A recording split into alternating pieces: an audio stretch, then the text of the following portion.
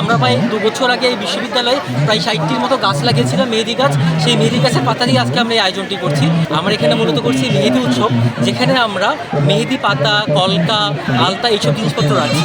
আমরা মূলত যেই কাজটা করার চেষ্টা করছি সেটা হচ্ছে আমাদের যে বাঙালিয়ানা সাংস্কৃতিক চর্চা, সেই বাঙালিয়ানা সাংস্কৃতিক চর্চাটা এখানে তুলে ধরার চেষ্টা করছি। আমরা প্রায় 2 বছর আগে এই বিশ্ববিদ্যালয়ে প্রায় 60টির মতো গাছ লাগিয়েছিলাম, মেহেদি গাছ। সেই মেহেদি গাছের পাতা দিয়ে আজকে আমরা এই আয়োজনটি করছি। আমাদের এই মেহেদি গাছের যে পাতাগুলো আছে সেগুলো আমরা বেটে তারপর প্রসেস করে আমরা বিক্রি করছি। এখান থেকে আমাদের যে উপার্জিত অর্থটি আছে সেই উপার্জিত অর্থ দিয়ে আমরা পরিবেশবাদী বিভিন্ন ধরনের কাজ করব, এটা আমরা আশা রাখছি। পাশাপাশি আমরা বিভিন্ন ভেষজ গাছ, বিভিন্ন ওষুধি গাছের গুঁড়ো এখানে রেখেছি।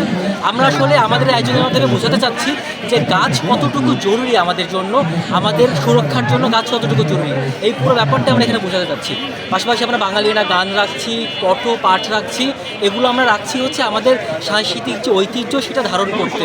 আমরা বিশ্বাস করি আমাদের নিজস্বতা আমরা যদি ধারণ করতে পারি সেক্ষেত্রে আমরা একজন সঠিক বাঙালি হয়ে, একজন সঠিক বাংলাদেশি হয়ে সকলের সামনে আসতে পারবো।